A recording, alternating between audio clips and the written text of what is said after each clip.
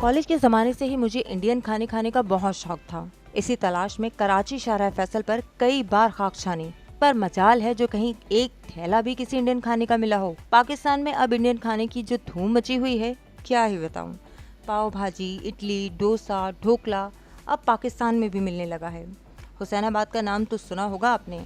वैसे तो सदर में भी इंडियन खानों को मकबूल करने वाली बाहिम्मत खातून पाव भाजी, डोसा, वड़ा पाव बनाकर सेल करती हैं।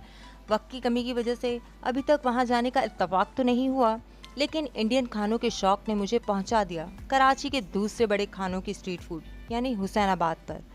मर्दों के बीच में वड़ा पाव बेचने वाली ये बाहिम्मत खातून किसी तारीफ की मोहताज नहीं।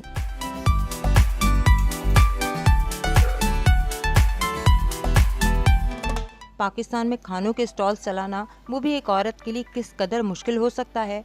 बहैसियत औरत खुद मुझे इस बात का अच्छी तरह से अंदाजा है।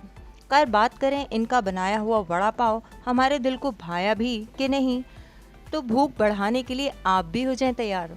आलूओं के बैटर में आम से मसाले मिलाकर, गोले बना बनाकर, बेसन में मिलाकर, गरम कढ़ाई में घुमा घुमा कर जो पाव में वड़ा चटनी और खास सूखे मसाले के साथ खाने को मिला, तो यकीन नहीं करेंगे इतना मजेदार हो सकता है ये वड़ा पाव। ऐसा मैंने कभी नहीं सोचा था।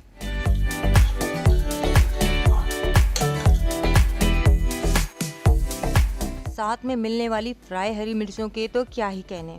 वैसे वड़ा पाव मैं कहीं और से भी खा चुकी हूँ, पर वो वड़ा पाव मुझे इतना कोई ख़ास पसंद नहीं आया था, इसीलिए तो आपके साथ शेयर भी नहीं किया। हुसैनाबाद पर मिलने वाला ये वड़ा पाव एक बार खा लिया ना, तो यकीन करें बार बार खाने का दिल करेगा। तो हुसैनाबाद ज़रूर जाना, ज़रूर खाना और मुझे भी ज़रूर बताना। इससे बेहतर कहीं खाया है आपने वड़ा पाव? खाओ पियो, मज़े करो। बाय।